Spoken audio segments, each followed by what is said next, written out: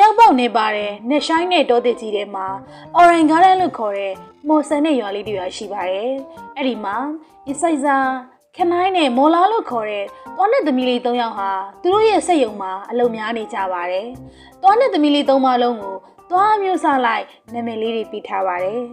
တော့ပန်းရောင်စပင်တို့နဲ့ပပင်ပွားလေးဖြစ်ပြီးကနိုင်းကအပြရောင်စပင်နဲ့အရက်ရှိပြီးတော့မိုလာကတော့အရက်ပပူလေးနဲ့ငွေအောင်တောက်ခတ်ထားတဲ့လိမ္မာပါနဲ့သူလေးဖြစ်ပါတယ်။တစ်နေ့တာလုံးအလုံများတဲ့နတ်သမီးလေးတွေကညဘက်ဆူဆောင်ထားတဲ့ကလေးတွေရဲ့နှိုးသွားတွေကိုတန့်စင်ပြီးတောက်ပစေပါတယ်။နှိုးသွားလေးတွေကိုရွာရှိလမ်းမများနဲ့နတ်သမီးလေးတွေရဲ့အိမ်မှာပရိဘောဂများအနေနဲ့အော်ရင်ဂါရန်တွေအလုံးအသုံးဝင်သောအရာများပြုလုပ်ရန်အသုံးပြုခဲ့ကြပါတယ်။ဒီနေ့မှာအစိုက်စာအသက်ရှင်စိတ်ယုံတို့ဝင်လာတော့သွားတွေကရခင်ရကဲ့သို့ခိုင်ငံခြင်းမရှိကြောင်းသူသိလိုက်ရတယ်။အိုးအချစ်ရေအစိုက်စားကဒီသွားတွေကနုနေပြီးကျွတ်ဆက်တယ်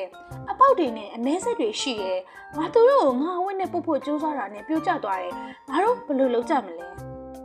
တော့လူကနိုင်ရပြန်ပြောတယ်ဘာမှနေရဆိုတာအတိအကျသိတာပေါ့ကလေးတွေကအချို့တွေအများကြီးစားတော့သူတို့ရဲ့သွားတွေကိုလုံးဝခင်းမဆိုင်ဘူးလို့ပြောတယ်ငါသိတယ်ငါတို့ပြင်လို့ရတယ်ပညာရှိမူလာလေးကပြောတယ်သူမရဲ့ကြီးမားတဲ့အကြံစီကြောင့်သူကအတော်လေးစိတ်လှုပ်ရှားနေပုံရတယ်လေမူလာအားလုံးရှင်းပြနေချိန်မှာနတ်သမီးလေး၃ယောက်ကတယောက်ကိုတယောက်ကြည့်ကစောင့်ဆိုင်နေခဲ့ကြပါတယ်ခါတိုင်းလိုပဲဒါစိတ်ကူးရင်ဆန်ဆန်မှာပဲသူတို့၃ယောက်ဟာအချိန်မဖြုံးပဲချက်ချင်းအလုပ်ဆင်းခဲ့ကြတာပေါ့အဲ့ဒီညကဂျူနီယာလေးအိတ်နေတဲ့ခေါင်းအောက်ကနေလူသားတွေအားလုံးကိုကောက်ယူပြီးသူမပြန်တန်းဖို့အလှည့်ရောက်လာသူမနေ့လေစာအတွက်အကျေးစစ်တထုပ်အဖြူရောင်ဘယ်ရီတွေအသားညက်ပေါ်မုံနဲ့နတ်သမီး၃ယောက်နေ့လေခင်းလုံးပြည့်စင်နေရတဲ့ကက်တထုံနဲ့သူမထွက်ခွာလာခဲ့ပါတယ်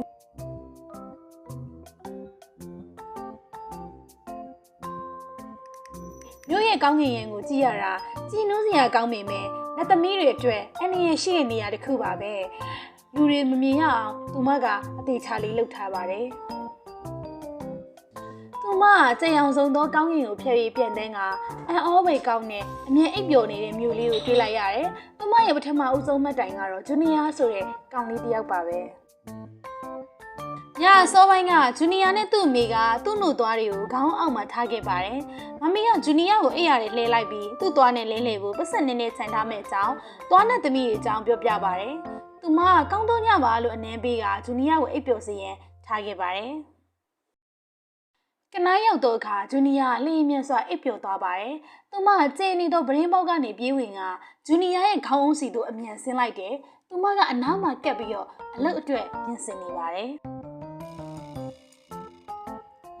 ဟဲ့သူမခေါင်းကိုမြှောက်လိုက်ပြီးဂရင်းနဲ့ခေါင်းအောင်ကြားမှာတသက်ရရလေးလှုပ်လိုက်တယ်။သူမသွားကိုအမြန်ဆွဲပြီးဂျွားဖိုးအိတ်ထဲလွှတ်ပစ်လိုက်ပါတယ်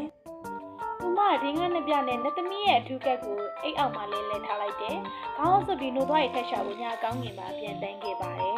။မိုးလင်းတော့ဂျူနီယာနိုးလာတာနဲ့သွားနဲ့သမီးကသူ့အတွက်ပတ်စံကျန်းခဲ့လားဆိုပြီးတော့ကြည့်လိုက်တယ်။စီစီတွေကိုရှာတီတော့သူပီတိဖြစ်ပေမဲ့သူ့လက်ထဲမှာတွေ့ရတဲ့ကပ်ပြားကိုလွတ်လွတ်လပ်ကြည့်လိုက်တယ်။မမီးရဲ့ကက်ကြောင်မပြောဘူးသူအော်သွားတယ်။သူကကပ်ပြားကိုတန်ထွက်ဖက်တယ်။ Detective Fairy ရဲ့ကျမ်းမာတော်သွားများအတွက်လည်းညွှန်ချက်။ကျမ်းမာအောင်စားပါ။တကြားပါတော့အချွေရများကိုလျှော့ပါ။ဒီနေ့လည်းနှစ်ကြိမ်သွားတိုက်ပါ။ Fluoride သွားတိုက်စေသုံးပါ။သွားဆရာဝန်ထံပုံမဲ့သွားရောက်ပါ။အော်ရင်ကားရဲ့ရွာကိုပြန်ရောက်တော့နတ်သမီးလေးတွေကကလေးတွေကိုပေးနေတဲ့အချက်လက်ကက်အစ်တွေအရင်ပြောနေကြတယ်။မကြခင်မှာပဲစိတ်ယုံတွေကိုရောက်လာတဲ့နှုတ်သွားတွေကအတန်မာပြီးကျမ်းမာလာပြန်ပါတယ်။